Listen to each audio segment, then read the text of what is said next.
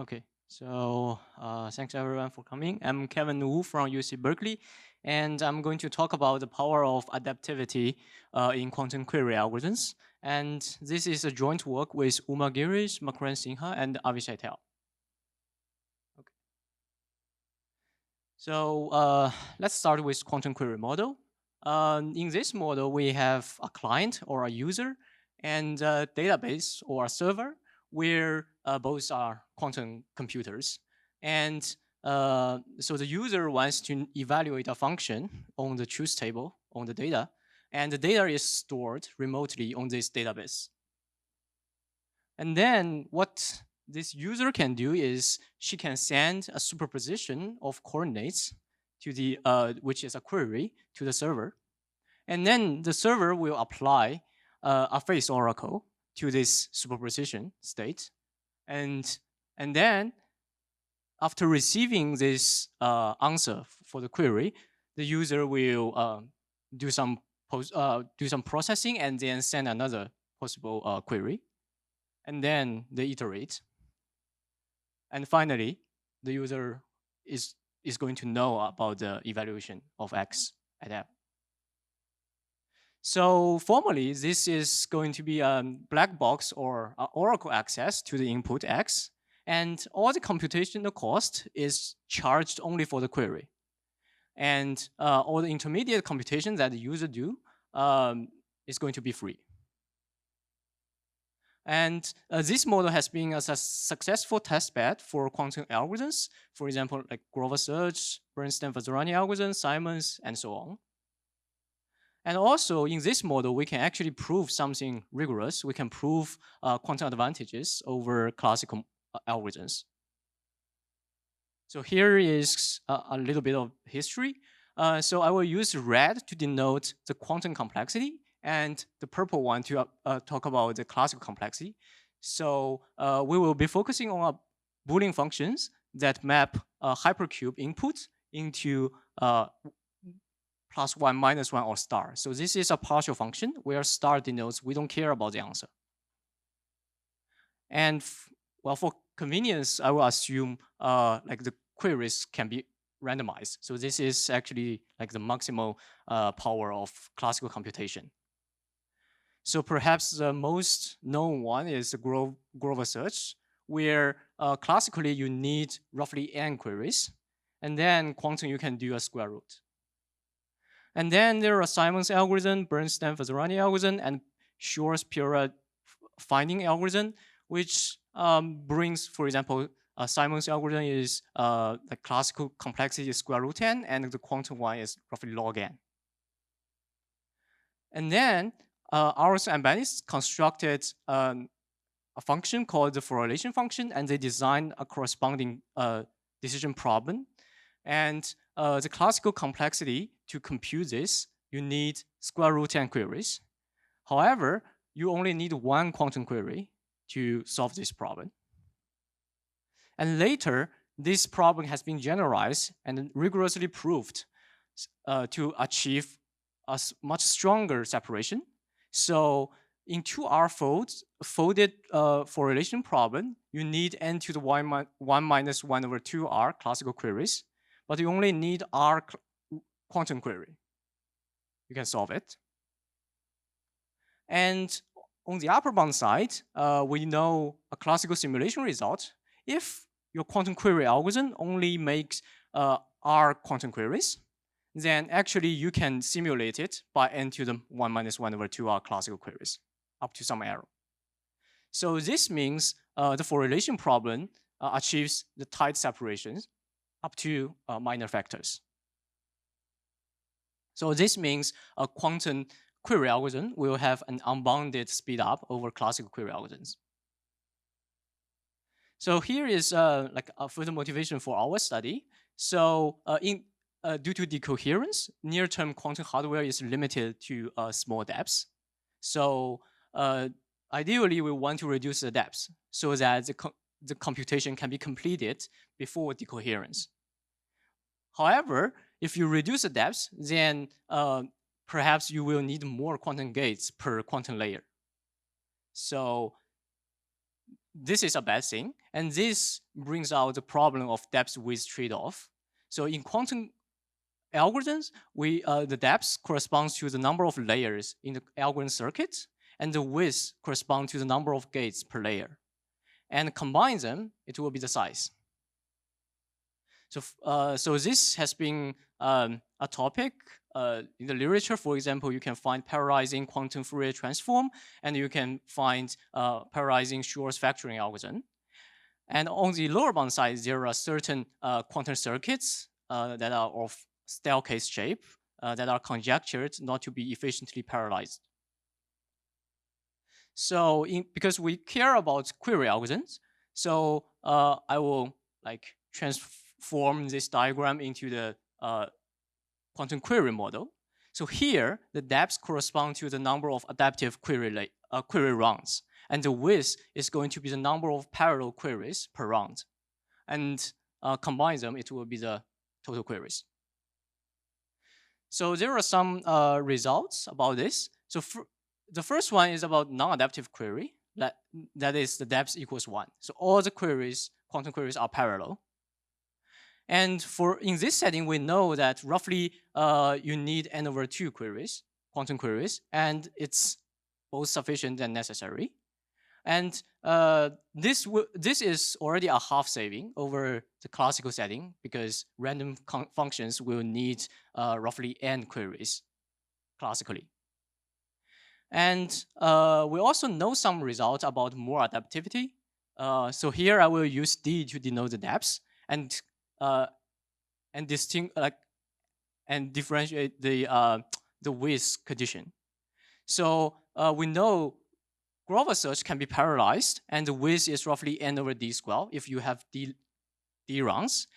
And the element distinctness, you need n/d to the 1.5. And for k-sum problem, you have n/d to the 1 plus 1/k. So indeed, if you have more adaptivity, you will need less width. But the thing is, even if the depth is doubled, the saving is only a constant. So this brings out the question of the largest saving from having more quantum query adaptivity. And this is our focus. So to describe our results, I will use D to denote the number of adaptive query rounds and T to be the number of parallel queries per round. So we start from the 2R fold correlation problem, which is the function that witnessed the maximal quantum classical separation I talked about. And this function can be solved by D equals R and T equals 1. So it only needs R queries, and they are adaptive. And our results show that this function also witnessed the separation of quantum and less quantum algorithm, I would say. So if you have one fewer round, then immediately you would need polynomial nematic query. So it's like n to the 1/r squared.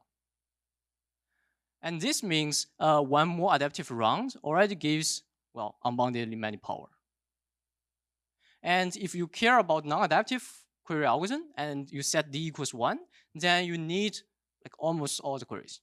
Like T is going to be larger than n to the 1 minus 1/r. So this informally says non-adaptive query in this problem is going to be roughly like brute force. And actually, our result is a smooth trade-off for all these within this range. And our result even holds when you have polynomially many classical pre-processing query that can be adaptive. So this is a kind of hybrid model where you first make classical queries and then you run quantum algorithm. And this rules out examples that are like indexing or pointer chasing that are inherently classical. And so the takeaway here is in the quantum query model, being more adaptive can be unboundedly more powerful. So here is a little bit, well, very high-level summary of the progress on quantum query advantages. So let's draw a line about the computational power. To start, we have classical algorithms. And then we allow maybe non-adaptive quantum queries. And then you have 2 rounds of that adaptivity, and 3 rounds and more. So previous works separates classical from this fixed round of adaptive quantum query algorithm. And our result gives a more like fine-grained understanding of the quantum power within it. Okay, so I will talk a little bit about the proof overview. So this result is proved by like more general framework about Fourier growth on algorithms. So informally, we use the fact that Fourier sparse functions cannot approximately compute Fourier relation and its variance. And this had led to many quantum classical separations in terms of circuit lower bounds, query complexity, and communication complexity. And our work extends this framework to study this quantum versus less quantum framework. And because of this, it suffices to show that if your quantum query algorithm is has small depths and limited width, then it must be Fourier sparse so that it cannot compute Fourier relation and its variance.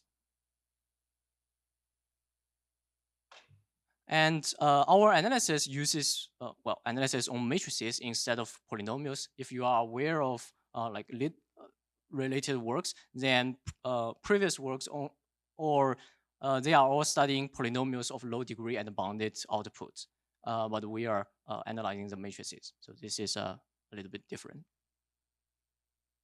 Okay, so to formalize what I mean by Fourier sparse and how sparse it needs to be to derive advantage, I will say a little bit about Boolean functions and the definition of Fourier growth.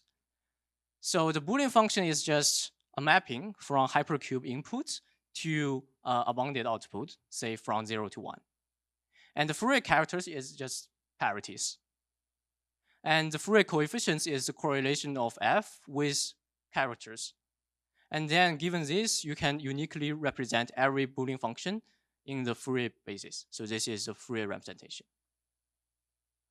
And the Fourier growth is defined with respect to, every integer L. For level L, we sum over the Fourier character of size L about the absolute value of the Fourier coefficient.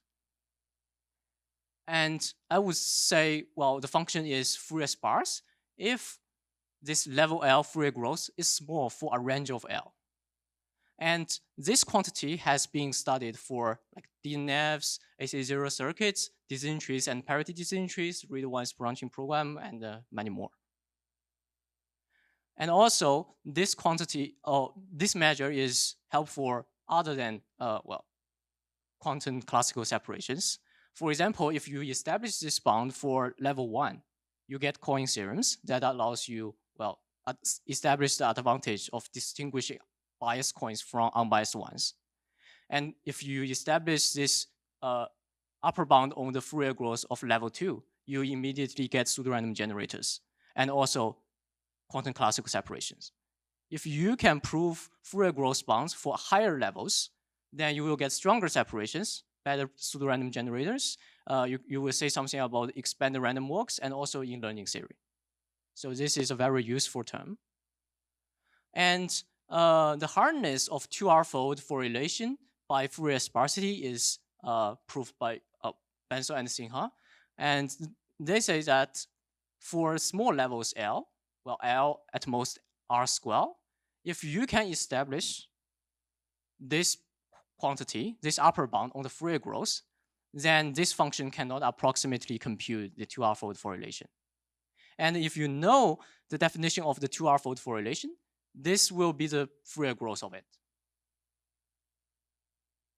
So given this result, we can we can give an alternative form of our result. So let A be a quantum query algorithm where you have D adaptive rounds and T queries per round, and you are allowed to use unlimited ancillary qubits. And we define F to be the expected acceptance probability function. That is, Fx equals the probability that A accepts S. So this is a Boolean function.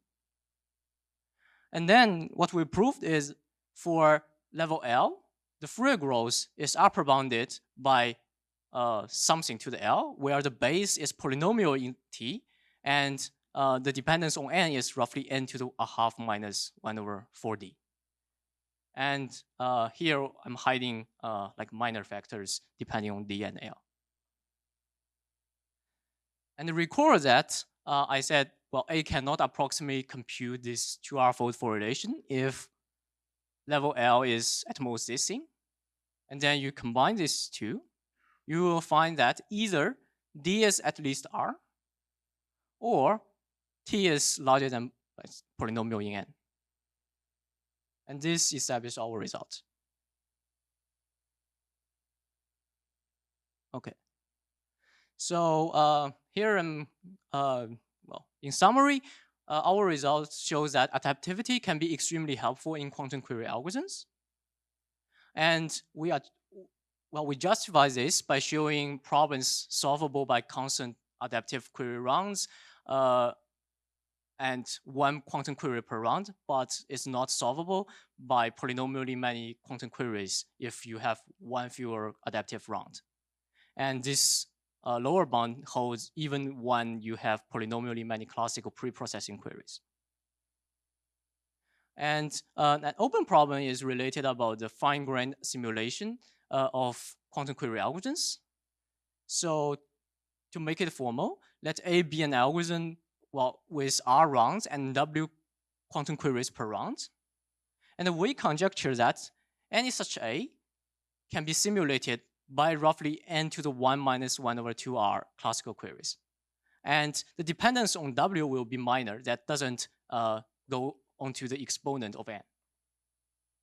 And this conjecture has been verified when W equals 1.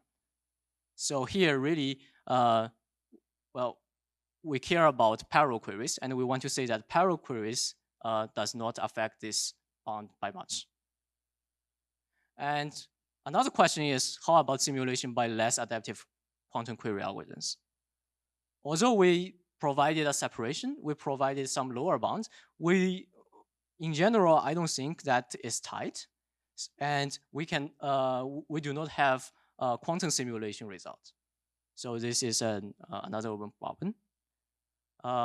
Okay, I will end here, and thanks.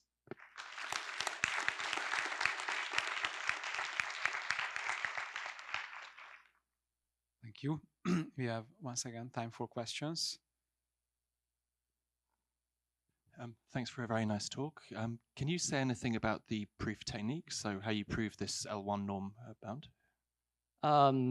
Okay, so I will talk about this like in 2 weeks at IQC quantum math seminar at Waterloo. So that will be like 1 hour long talk. And to give some very high level idea is, so you can represent the quantum query algorithm by like iteratively applying quantum queries and also unitaries and quantum queries. But here, because we care about parallel queries, so it will be a tensor power of the same query oracle, but the unitary will be a giant one. And then you expand this, and you write it out, the Fourier representation, and single out the level L, you will find it will be almost like a matrix product. And then we introduced additional matrices to handle this like almost thing, because it's only level L instead of everything. And also we need to introduce some additional things to handle the signs, because that's like Fourier growth is about the sum of absolute values of the Fourier coefficients. So we also need to handle the signs. And then yeah, there are some like matrix decomposition thing happening inside, and basically it's about analyzing the operator norm of all these matrices we decomposed. Thank you. Hello. Can you comment on compare your work to a previous serious work about the need of large quantum types, where like kind of concatenate a whole bunch of segments problem together and show that you need large adaptive queries to solve the problem efficiently? So I'm not sure if I know this word, but are you referring to this like hybrid model thing where they have Yeah, separation? I think they show that you need that they have large separation between R and R+1 quantum queries types, even if you have a lot of classical query in between. Right. Okay. Okay. Then no. Okay. This one. So I think their result is about hybrid computation where you have like quantum and classical. Well, they are intermediate, and they don't handle these parallel queries. Okay? I think. I think they also handle parallel query.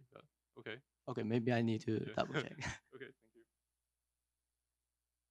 you. I also have a question. So I've seen this Fourier weight analysis kind of techniques applied to variants of this correlation problem, like you do here. But I'm not so familiar with this technique, so I don't really know how widely is it applicable for different problems. And you had a slide on this, but I didn't fully follow. So can you maybe comment on like where else you expect that these analysis of Fourier sparsity can be used? Right. So this Fourier sparsity has applications outside quantum classical separations, but in terms of quantum classical itself, all we know so far is just the hardness of correlation and its variance. So basically, like correlation and some tweak about it. So we don't. So even if you establish the Fourier sparsity for a class of functions, it won't say it won't provide quantum advantage like harness against other functions like maybe like set disjointness or like majorities or stuff like that. Yeah, so just for quantum like applications in quantum so far, all we know is so this Fourier sparsity implies hardness about correlation. Yeah, but in other situations like pseudo-random generators, it will apply to like all kinds like all the functions in this class. So it's like a bit different. Maybe can you say a word about like what is the connection to pseudo-random generators? I know it's a bit off topic, but Connection to what? pseudo-random generators. So like what is exactly Okay. the So basically, if you have this, if this is bounded by let's say C to the L for level L, and for a range of L, then I think you get pseudo-random generator of seed length C square roughly. Okay. Yeah. Thank you. Hey, thanks for the very nice talk. Can you say something about the circuit depth if you consider, the circuits in between the queries? Circuit. I mean, You mean the unitaries? yeah, because this algorithm, I guess you mainly care about the query complexity. Yes. But between the queries, you draw some circuits, right? So what's the depth of that circuits? So the algorithm for correlation, the intermediate computation is just Hadamard transform. But for the lower bound, we allow arbitrary unitary operations because that's treated free in the quantum query model. But you mentioned that you have unbounded number of the ancilla.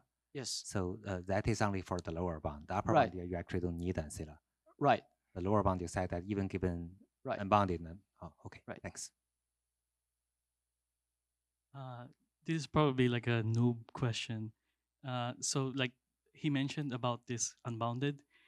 So how does the results change if there is some bound on the ancilla? So basically, our result comes from this Fourier sparsity bound, and this Fourier sparsity bound really doesn't care about ancillas. So I mean, even if you have like limits on the number of ancillas, it won't change the Fourier sparsity bound. Thank you. Okay. Let's thank Kevin and all the speakers of this session again.